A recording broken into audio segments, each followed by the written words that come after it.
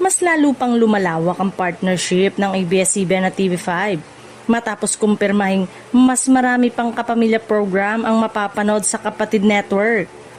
Layunin ng kolaborasyong ito na maabot ang mas maraming Pilipinong manonood sa pamamagitan ng pagpapalabas ng mga paboritong programa sa iba't ibang platform.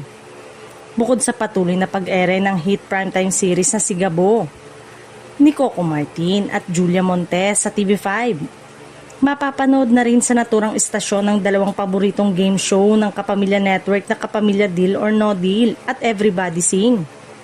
Magsisimula ng umere ang dalawang programa sa July 4 at 5.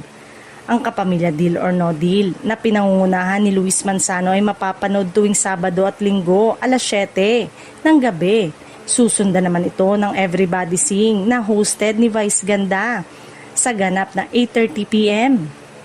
Bukod sa TV5, sabay ring mapapanood ang mga naturang programa sa A to Z, All TV Kapamilya Channel, Kapamilya Online Live sa Facebook at sa YouTube, pati na rin sa iWant at TFC.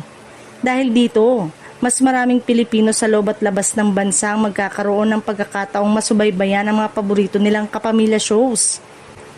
Samantala, usap-usapan din na posibleng mapanood sa TV5 ang ilan pang inaabangang kapamilya series tulad ng Someone Somebody ni Catherine Bernardo, James Reid at Mas Salvador.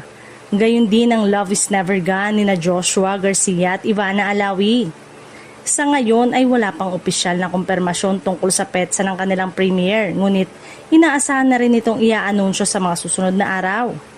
Patunay ang patuloy na pagpapalawak ng partnership ng ABS-CBN at TV5 na nananatiling determinado ang dalawang network na maghatid ng dekalidad na entertainment sa mas maraming Pilipino.